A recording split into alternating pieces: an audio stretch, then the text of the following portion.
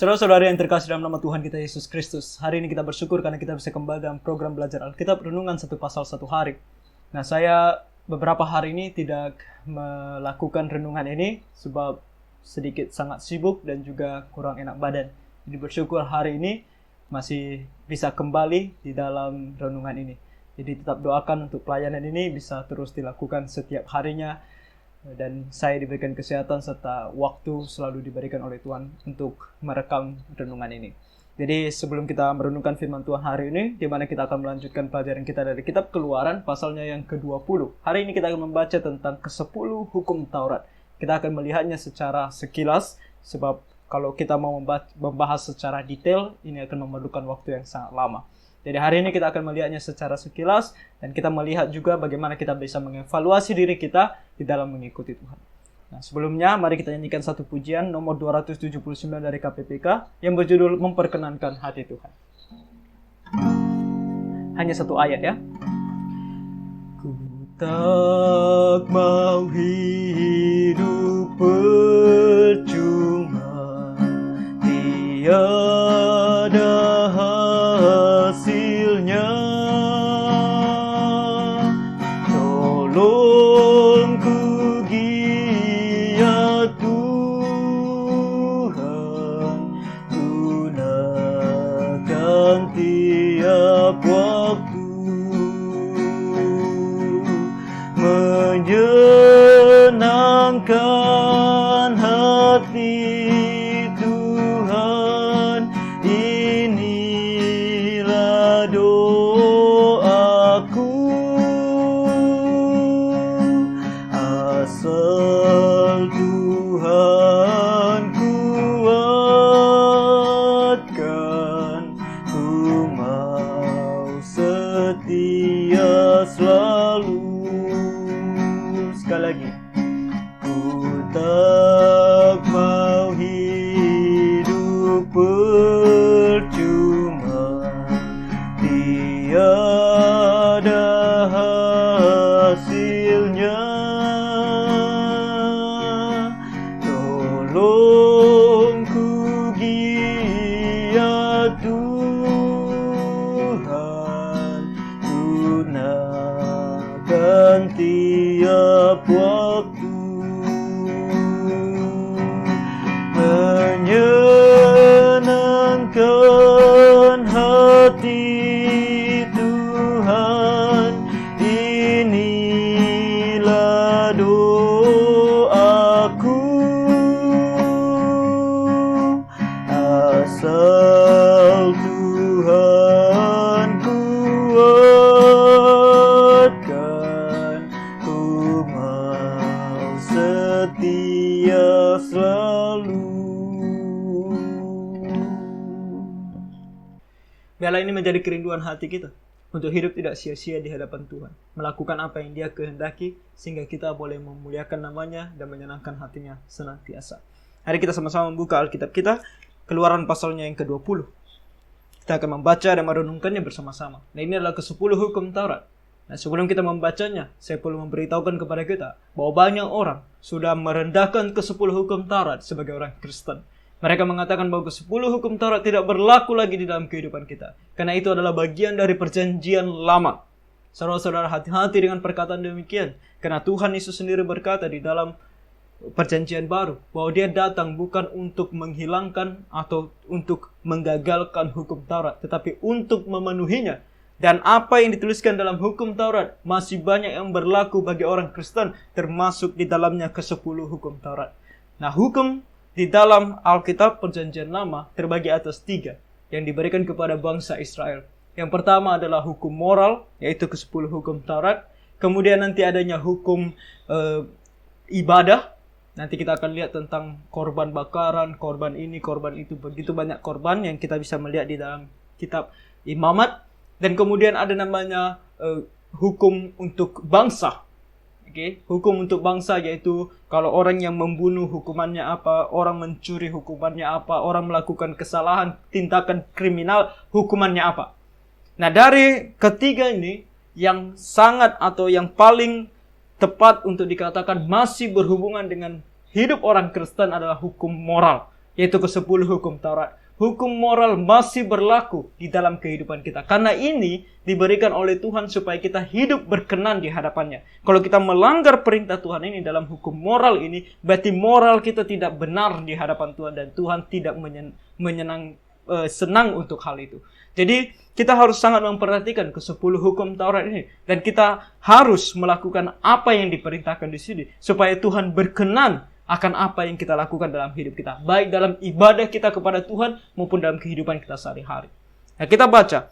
Hukum yang pertama itu terdapat dari ayatnya yang pertama dan ayatnya yang ketiga. Dikatakan sampai ketiga. Dikatakan sana lalu Allah mengucapkan segala firman ini. Akulah Tuhan Allahmu yang membawa engkau keluar dari tanah Mesir, dari tempat perbudakan. Jangan ada padamu Allah lain di hadapanku.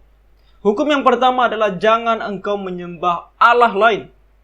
Jangan ada padamu Allah lain kecuali Dia, yaitu Yahweh.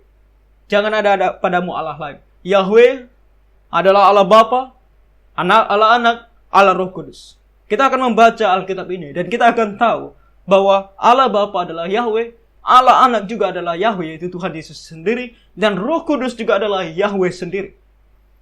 Kalau kita mau membahasnya sekarang tidak cukup waktu kita, karena ini renungan untuk Keluaran pasal 20. Tetapi nanti kalau kita terus membaca Alkitab, kita akan tahu bahwa ketiga pribadi ini adalah Yahweh sendiri. Jadi tidak ada Allah lain yang boleh kita sembah. Baik itu yang di luar, yaitu segala kebutuhan kita, segala apapun yang kita bisa sembah sebagai Allah, maupun yang ada di dalam diri kita. Keinginan kita tidak boleh lebih daripada Allah. Itulah yang dimaksud dengan tidak ada Allah lain. Allah kita cuma satu, yang paling utama. Nah, hati-hati ketika kita berbicara tentang Allah yang pertama, yang utama. Terkadang orang berpikir tentang sebuah urutan, yaitu Allah nomor 1, kemudian hal-hal lain nomor 2, nomor 3, nomor 4. Nah, masalah dalam urutan ini adalah banyak orang berpikir ketika mereka sudah melakukan sesuatu untuk Allah, maka waktunya mereka untuk melakukan sesuatu untuk yang lainnya, tanpa lagi memandang kepada Allah. Jadi mereka fokus kepada nomor 1, kemudian ketika mereka melakukan yang nomor 2, mereka fokus kepada nomor 2 tanpa melihat lagi kepada yang nomor 1. Nah, itu salah. Yang benar adalah ketika kita berkata bahwa Allah yang paling utama, itu seperti sebuah lingkaran, di mana Allah adalah lingkarannya, dan segala sesuatu yang kita miliki di dalam dunia ini, atau yang mau kita kerjakan, ada di dalam lingkaran itu. Artinya, segala sesuatu yang mau kita lakukan, segala sesuatu yang mau kita miliki, segala sesuatu yang mau kita pikirkan, segala sesuatu yang kita inginkan, harus berada di dalam lingkaran itu yang diatur oleh Allah. Jadi segala sesuatu yang kita lakukan harus dalam perspektif Allah. Tidak boleh lagi di dalam perspektif kita sebagai manusia. Itulah kita sebagai orang Kristen, sebagai anak-anak Tuhan. Kita harus menyadari itu. Dan di sini itulah yang disebut sebagai jangan ada padamu Allah lain di hadapanku. Kita tidak boleh mempunyai dua tuan.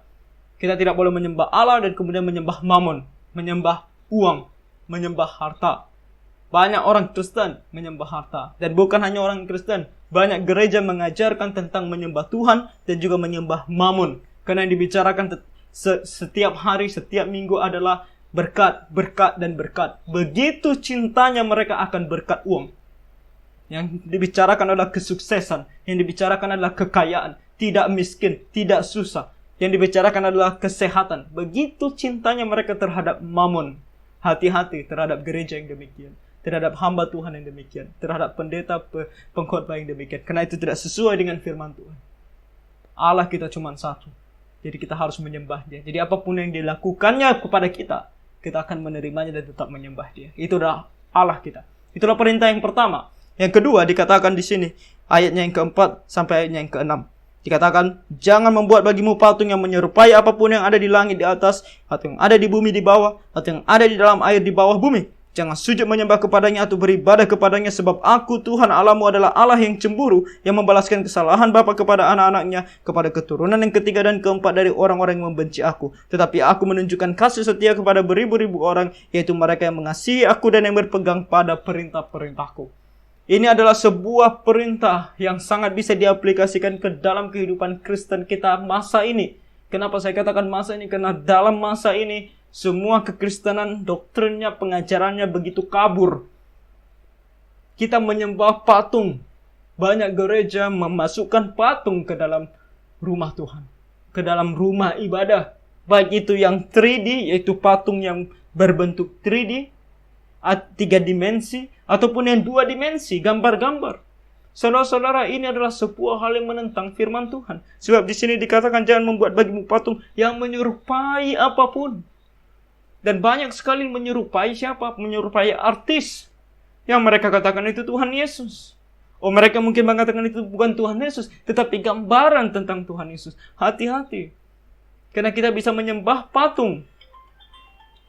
Kenapa saya katakan itu menyembah patung? Sebab kita ketika berdoa, ketika mau membaca firman Tuhan dan membayangkan tentang Tuhan Yesus, apa yang kita bayangkan? Saya teringat waktu saya kecil. Waktu saya kecil saya melihat beberapa patung ini atau gambar-gambar ini. Dan terkadang ketika saya berdoa, yang saya ada di pikiran saya adalah gambar-gambar itu. Saudara-saudara, ini penyembahan berhala sebab gambar-gambar itu bukan wajah Tuhan Yesus. Kamu bisa melihat, kamu perhatikan gambar-gambar Tuhan Yesus yang dijual di mana-mana berbeda-beda. Itu bukan Tuhan Yesus. Dan memang mereka katakan, oh itu bukan Tuhan Yesus, itu gambaran daripada Tuhan Yesus. Tetapi kalau di dalam doa kita sudah membayangkan wajah yang kita lihat di dalam gambar itu. Bukankah itu penyembahan berhala? Makanya lebih baik mencegah daripada mengobati. Lebih baik kita tidak menggunakan ini sama sekali. Untuk apa ada gambar-gambar itu? Tidak perlu, tidak penting. Baca firman Tuhan, maka engkau mengenali Dia. Tanpa gambar-gambar itu, kamu sudah mengenali Tuhan melalui membaca firman Tuhan. Jadi jangan ada patung. Makanya kita orang Kristen Protestan, terkhususnya, tidak menggunakan salib yang ada patungnya. Mengapa? Karena patungnya itu sering digambarkan sebagai Tuhan Yesus. Jadi itu sangat berbahaya. Kita menggunakan salib yang kosong. Nah, salib tidak untuk disembah. Itu harus diingat. Setiap gereja Protestan yang menggunakan salib di dalam gerejanya harus mengajarkan jemaatnya bahwa itu bukan untuk disembah. Itu hanya sekedar lambang bahwa kita ini adalah pengikut Kristus. Itu saja. Tidak lebih dan tidak kurang. Tidak boleh untuk disembah. Jadi jangan ada yang mau berdoa harus mengambil dulu salib, memegangnya lalu berdoa. Kalau tidak ada itu tidak sah. Tidak boleh. Tidak ada salib di tanganmu, kamu berdoa kepada Tuhan sah. Jangan membuat bagimu patung yang menyerupai apapun. Jadi kita harus perhatikan. Kalau kita selama ini ada menggunakan begitu banyak berhala di dalam hidup kita, mari kita buang semuanya. Buang semuanya itu dan jangan lagi membayangkan atau memikirkannya. Sebab Tuhan kita bukanlah Tuhan yang mau dijadikan patung atau gambar untuk kita lihat, untuk kita sembah. Bukan itu karakter Tuhan kita.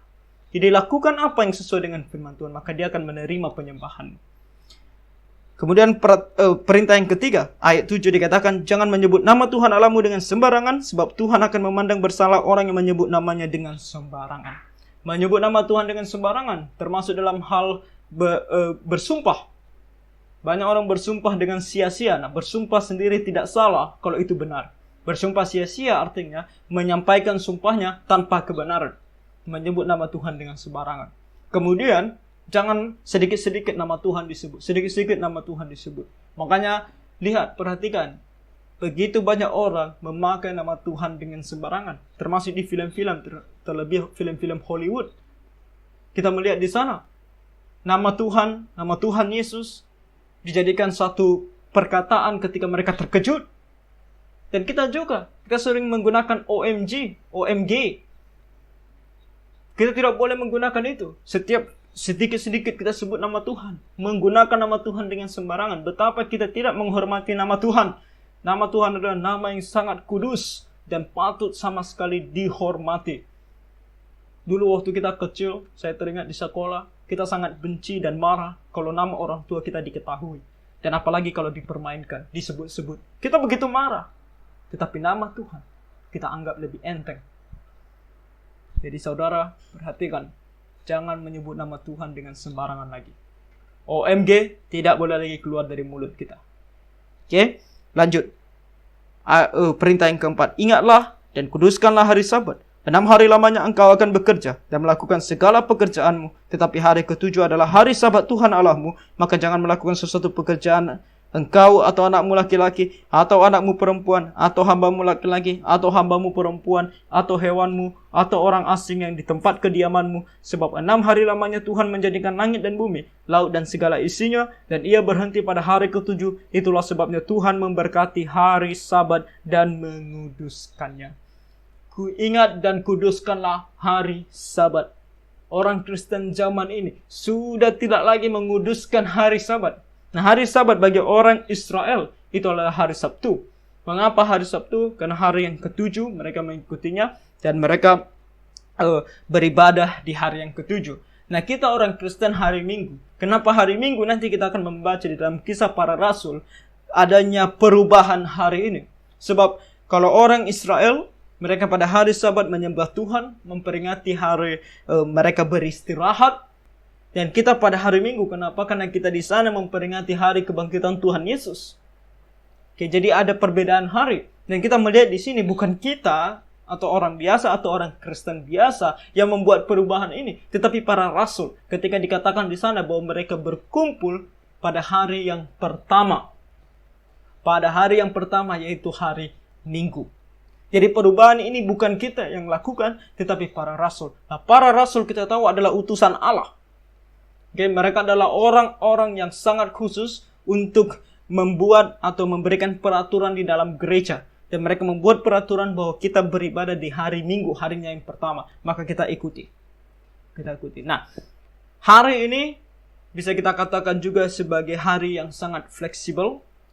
Maksudnya apakah itu hari Minggu atau hari yang lain. Kita akan selalu mengikuti hari Minggu kalau itu mengizinkan. Seperti di negara kita, hari Minggu dijadikan tanggal merah di mana kita beribadah kepada Tuhan. Oke. Ada negara-negara tertentu yang hari Minggu tidak boleh libur. Makanya ada orang yang pada hari lain mereka beribadah kepada Tuhan. Nah, sebaiknya hari Minggu. Kalau bisa semampu kita hari Minggu. Oke. Tapi dalam situasi tertentu seperti di negara-negara yang mereka tidak diizinkan untuk beribadah pada hari Minggu. Tapi pada hari lain, boleh beribadah pada hari lain. Tapi kita di Indonesia, kita melakukan itu pada hari Minggu. Dan kita harus ingat dan kuduskan hari Sabat ini. Jangan kita pergi bekerja, membuka toko kita, membuka bisnis kita. Ingat dan kuduskanlah hari Sabat.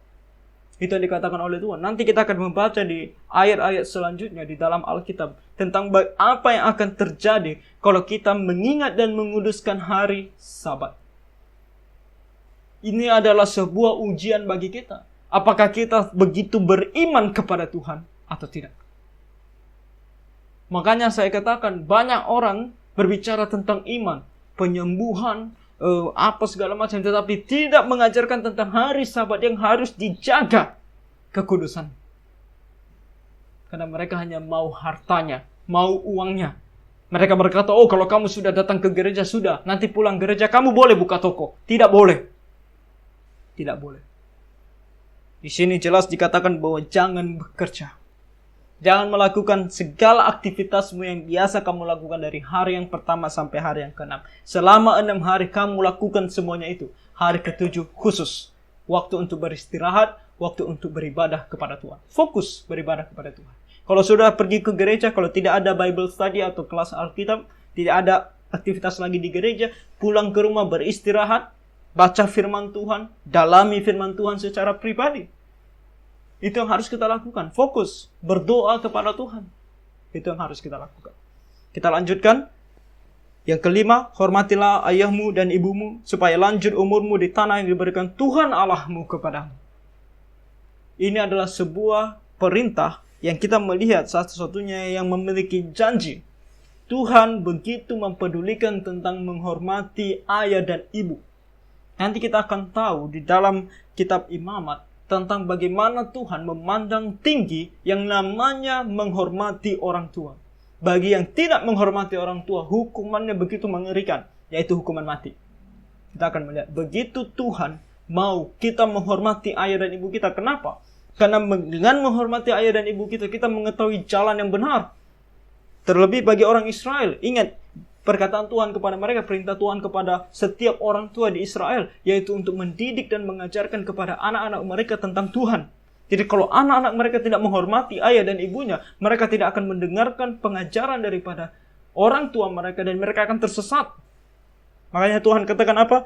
Supaya lanjut umurmu di tanah yang diberikan Tuhan Allahmu kepadamu. Karena perkataan ini juga mengandung hal negatifnya. Yaitu kalau kamu tidak mengikuti perintah Tuhan, kamu akan dihukum mati.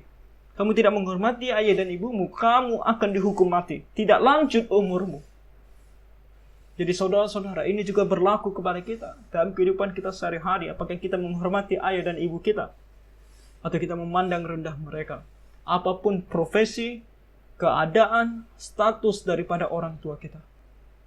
Pandang mereka dengan rasa hormat. Itu yang harus kita lakukan. Jangan pernah sekali-kali merendahkan mereka. Karena mereka adalah sumber berkat untuk kita. Ketika kita menghormati mereka, Tuhan akan melihat dan Dia akan menyayangi kita. Dia akan memberkati kita dan akan menolong kita. Ingat, hormatilah ayah dan ibumu. Lanjut, yang keenam, jangan membunuh. Nah, membunuh di sini adalah pembunuhan secara ilegal. Kenapa saya katakan pembunuhan secara ilegal? Karena kata membunuh di sini bukan kata yang digunakan seperti membunuh pada saat perang, membunuh ketika ada hukuman, kayak seperti hukuman mati. Nah, itu adalah legal. Membunuh di sini adalah pembunuhan yang ilegal, yang tidak ada hukumnya, kamu bunuh. Nanti kita juga akan lihat dalam kitab Imamat ada namanya membunuh tanpa sadar, tidak sengaja. Contohnya kamu sedang memotong kayu, kemudian kapakmu terlepas dan mengenai orang lain dan orang itu mati. Nah, itu bukan pembunuhan yang patut dikatakan jangan membunuh di sini. Sebab itu tidak sengaja. Nah, hukumannya juga nanti akan berbeda. Bagi orang yang membunuh dengan sengaja dan itu pembunuhan yang ilegal, maka hukumannya adalah hukuman mati. Oke, kita membaca itu dalam kitab Kejadian di mana Tuhan berkata, janganlah orang membunuh sesamanya. Sebab daripadanya atau kepadanya juga akan diberlakukan hal yang sama. Oke, jadi jangan membunuh. Kemudian jangan berzina. Berzina di sini berarti berhubungan badan dengan orang yang belum atau yang bukan pasangan kita setelah pernikahan. Oke, segala hubungan seksual sebelum pernikahan adalah dosa. Jangan berzina. Nah, nanti kita lihat apa yang dikatakan oleh Tuhan Yesus bahwa termasuk juga berzina di dalam hati, yaitu melihat seseorang dan mengingininya. Oke, makanya segala sesuatu yang membuat kita berpikir tentang hubungan badan dengan seseorang, kita harus sangat-sangat jauhi. Karena itu adalah zina di hadapan Tuhan. Kita lanjut di ayat 15. Jangan mencuri. Nah, jangan mencuri, kita tahu, mengambil barang milik orang lain tanpa izin. Itu mencuri. Apapun itu, besar kecil, jangan lakukan. Jangan mencuri. Termasuk kalau anak-anak yang pergi sekolah, termasuk dalam hal menyontek. Itu mencuri. Oke, jangan mencuri. Lanjut, jangan mengucapkan saksi dusta tentang sesamamu. Jadi kalau kamu dibawa ke pengadilan, kamu menjadi saksi, jangan menjadi saksi dusta. Orang Kristen, jadilah pengacara yang jujur. Kalau kamu profesimu adalah pengacara, kamu harus membela yang benar. Berapa besar pun kamu dibayar, kalau itu tidak benar, jangan bela. Jangan menjadi saksi dusta. Jadi kita akan melihat bagaimana Tuhan akan begitu benci kepada mereka yang menjadi saksi dusta. Jangan menjadi saksi dusta. Jadi ini bukan hanya soal pengacara atau di pengadilan, tetapi juga dalam kehidupan kita sehari-hari. Jangan kita menggosipkan orang lain, mengatakan, oh si ini begini, si itu begitu, yang sebenarnya kita tidak begitu tahu apa permasalahannya, apa segala macam. Ini termasuk di sini. Jangan mengucapkan saksi dusta tentang sesamamu. Jangan menggosip. Jangan menggosip. Makanya di televisi juga kamu sering mendengar atau melihat tentang gosip. Jangan dengarkan. Ini semua tidak benar di hadapan Tuhan. Ini semua dosa. Oke? Jangan mengucapkan aib orang lain. Dan terakhir, yang ke-10, jangan mengingini rumah sesamamu. Jangan mengingini istrinya, atau hambanya laki-laki, atau hambanya perempuan, atau lembunya, atau keledainya, atau apapun yang dipunyai sesamamu. Ini adalah satu hukum, perintah yang paling sulit untuk tidak dilakukan. Oke, ini adalah perintah yang sangat sulit untuk ditaati. Kenapa? Karena kalau kita melihat hukum-hukum yang lain, kalau kita tidak taat kepada hukum yang ke-10 ini, maka kita bisa melakukan atau melanggar hukum yang lain. Karena mengingini, orang membunuh. Karena mengingini, orang mencuri. Karena mengingini, orang berzina. Karena mengingini, orang mengucapkan saksi dusta tentang sesamanya. Karena mengingini, kita pun menduakan Tuhan. Karena mengingini. Jadi jangan mengingini. Kemudian Spurgeon mengatakan ini adalah dosa atau perintah yang sangat sulit dilakukan. Kita harus betul-betul menjaga diri kita. Sebab dia berkata kalau hukuman atau perintah yang lain, hukum yang lain, itu harus dilakukan dengan tenaga fisik. Tetapi yang satu ini, ketika kita pun sudah terbaring lemah di tempat tidur kita, di mana kita sudah tidak bisa berbuat apa-apa, hati kita masih bisa mengingini. Jadi jaga selalu hati dan pikiran kita dari mengingini. Ketika engkau melihat seseorang menggunakan mobil yang sangat mewah, dan jangan mengingini. Hidup sesuai dengan apa yang Tuhan berikan kepada kita dan nikmatilah. Maka kita akan mendapatkan sukacita yang besar. Jangan mengingini. Oke? Itulah ke-10 hukum Taurat. Jadi kita harus betul-betul perhatikan. Perhatikan di dalam hidup kita. Jangan sampai kita melanggarnya dan membuat Tuhan marah kepada kita. 10 hukum Taurat. Kita lanjut di ayat 18-21, kita melihat tentang bagaimana Tuhan menginginkan orang merespon akan kehadiran. Nah, ini sangat penting. Sangat-sangat penting. Karena Tuhan kita belum berubah. Dari dulu sampai sekarang dia adalah Tuhan yang sama. Dia tidak pernah berubah di dalam karakternya. Dan apa yang dia inginkan ketika dia muncul? Kita lihat di sini. Ayat 18. Seluruh bangsa itu menyaksikan guruh mengguntur, kilat sambung menyambung, sangkakala berbunyi, dari gunung berasap. Maka bangsa itu takut dan gemetar, dan mereka berdiri jauh-jauh. Mereka takut dan gemetar. Dan Tuhan tidak marah karena mereka takut dan gemetar. Kenapa? Karena di sini dikatakan, mereka berkata kepada Musa, Engkaulah berbicara dengan kami, maka kami akan mendengarkan. Tetapi janganlah Allah berbicara dengan kami, nanti kami mati. Tetapi Musa berkata kepada bangsa itu, janganlah takut, sebab Allah telah datang dengan maksud untuk mencoba kamu, dan dengan maksud supaya takut akan Dia ada padamu, agar kamu jangan berbuat dosa. Adapun bangsa itu berdiri jauh-jauh, tetapi Musa pergi mendekati embun yang kelam di mana Allah. Musa berkata jangan takut. Bukan berarti jangan takut berarti kamu boleh sekarang seenaknya datang ke hadapan Tuhan. Sebab Tuhan menginginkan apa? Dia menginginkan mencobai kamu dengan maksud supaya takut akan Dia ada padamu. Kegentaran akan Dia ada padamu. Orang berkata, oh takut akan Tuhan artinya hanya sekedar menghormati Tuhan. Oh ada Tuhan hormat. Bukan. Betul-betul takut. Karena Dia adalah Allah yang Maha Kudus. Ketika kita datang di hadapannya tanpa kekudusan, kita mati, saudara. Itu adalah Allah kita. Jadi ketika kita beribadah kepada Tuhan, perhatikan baik-baik. Apakah ibadah kita di dalam kekudusan atau tidak? Kalau tidak, lihat betapa murkanya Allah terhadap kita. Dia adalah Allah yang begitu luar biasa besar dan kudus. Kalau kita beribadah dengan tidak rasa takut dan hormat kepadanya, dengan tidak rasa kekudusan di hadapannya, bagaimana kita mengatakan kita menyembah Dia?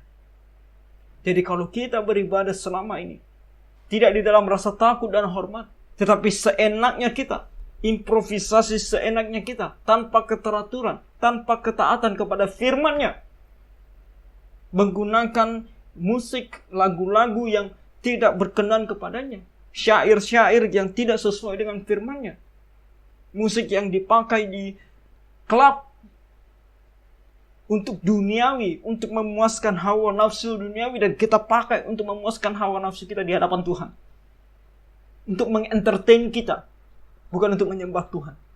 Supaya orang senang datang ke gereja, bukan supaya Tuhan senang dipuji dan disembah. Supaya kita bahagia, tetapi Tuhan tidak bahagia. Jadi kita harus selalu perhatikan cuma satu hal, perspektif Tuhan. Itu dia, bukan perspektif kita. Saudara-saudara, kalau gereja kita sudah mulai menggunakan atau melakukan segala sesuatu di gereja untuk kesenangan jemaat, itu adalah hal yang sangat berbahaya. Jadi tidak ada satupun di dalam gereja yang harus dilakukan untuk kesenangan jemaat, tetapi hanya untuk kesenangan Allah. Jadi kalau sudah masuk yang namanya membawa orang supaya orang senang di dalam gereja, supaya orang merasa nyaman di dalam gereja, ini adalah satu hal yang sudah menyimpang. Musik, segala sesuatu. Tapi semuanya harus diatur sedemikian rupa supaya semuanya menyenangkan hati Tuhan saja. Ada keteraturan, ada kekudusan, ada rasa hormat, dan ada rasa takut kepada Tuhan. Makanya ini sangat-sangat penting. Dan kita lanjutkan di ayat 22 sampai ayatnya yang ke-26. Dikatakan di sini tentang kebaktian, dan nanti kita akan membacanya secara detail lagi di dalam Alkitab ini. Lalu berfirmanlah Tuhan kepada Musa, beginilah kau katakan kepada orang Israel, kamu sendiri telah menyaksikan bahwa aku berbicara dengan kamu dari langit. Janganlah kamu membuat di sampingku Allah perak, juga Allah emas, janganlah kamu buat bagimu. Tuhan langsung berfirman dari sorga. Dia tidak berfirman melalui patung-patung. Oke? Jadi kita harus selalu berpikir demikian. Di dalam kehidupan kita sebagai orang Kristen, di dalam penyembahan kita kepada Tuhan, Tuhan itu berbicara dari sorga, dan dia menurunkan firman-Nya dari sorga dan dituliskan bagi kita di dalam Alkitab ini. Itu dia. Itu Tuhan kita. Bukan patung, bukan gambar. Tidak boleh ada. Ayat 24, kau buatlah bagiku mezbah dari tanah, dan persembahkanlah di atas korban bakaranmu dan korban keselamatanmu, kambing dombamu dan lembu sapimu. Pada setiap tempat yang kau tentukan menjadi tempat peringatan bagi namaku, aku akan datang kepadamu dan memberkati engkau. Tetapi jika engkau membuat bagiku mezbah dari batu, maka jangan engkau mendirikannya dari batu pahat, sebab apabila engkau mengerjakannya dengan beliung, maka engkau melanggar kekudusannya. Perintah ini cuma satu hal. Nanti kita akan membaca lebih detail tentang perintah-perintah bagaimana mereka harus menyembah kepada Tuhan. Ketaatan. Ketaatan akan menghasilkan yang namanya kekudusan. Tanpa ketaatan, tidak ada kekudusan. Jadi kenapa Tuhan menggunakan ini, harus begini, harus begitu? Itu semata-mata hanya untuk membuat orang Israel tahu bahwa dia adalah Allah, dan apa yang dia perintahkan itu yang harus dilakukan. Kamu langgar, kamu tidak kudus di hadapannya, kamu mati. Dia tidak akan berkenan. Tetapi kalau kamu taat, itu kudus, itu berkenan. Sama dalam kehidupan kita sebagai orang Kristen. Makanya di dalam ibadah kita kepada Tuhan, kita harus mendapatkan apa dikatakan oleh firman Tuhan. Apa yang dikatakan oleh firman Tuhan yang benar-benar firman Tuhan, bukan yang diubah sana sini, yang diputar, yang dipelintir kebenarannya. Harus sesuai dengan Alkitab. Itulah yang kudus di hadapan Tuhan. Ketaatan kepada firman Tuhan, itulah yang kudus di hadapan Tuhan. Bukan apa yang kita rasakan. Kalau kita mengalami yang namanya terharu, dan kita mengalami yang namanya tergugah, merinding, itu bukan hal yang berkenan kepada Tuhan. Tapi yang berkenan kepada Tuhan adalah yang sesuai dengan Alkitab. Itu yang berkenan kepada Tuhan. Jadi kita harus selalu melihat apa kata firman Tuhan. Ayat 26, juga jangan engkau naik tangga ke atas mezbahku, supaya arwahmu jangan kelihatan di atasnya. Ini adalah sebuah perintah yang berbeda dengan cara bangsa-bangsa lain menyembah Tuhan mereka, di mana mereka biasanya membuat mezbah mereka di atas sebuah lereng, di mana mereka harus berjalan di atas tangga. Oke, jadi Tuhan berkata, ini berbeda, jangan membuat seperti itu. Oke? Ketaatan menghasilkan kekudusan. Tidak taat, tidak kudus. Itu yang diinginkan oleh Tuhan. Nah, semuanya ini adalah regulasi-regulasi tentang penyembahan mereka kepada Tuhan, yang kita tahu nanti di dalam perjanjian baru tidak akan berlaku di dalam gereja. Tetapi satu hal yang kita mau lihat ketika kita membaca ayat-ayat yang seperti ini adalah tentang kekudusan Tuhan.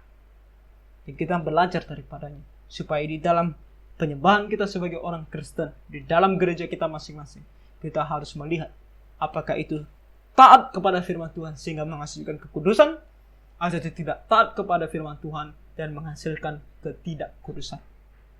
Ini penting supaya ibadah kita kepada Tuhan tidak sia-sia, berkenan kepada Tuhan, dan tidak menghasilkan murka daripada Tuhan. Jadi saudara-saudara, ini saja renungan kita hari ini. Kiranya Tuhan memberkati kita semua.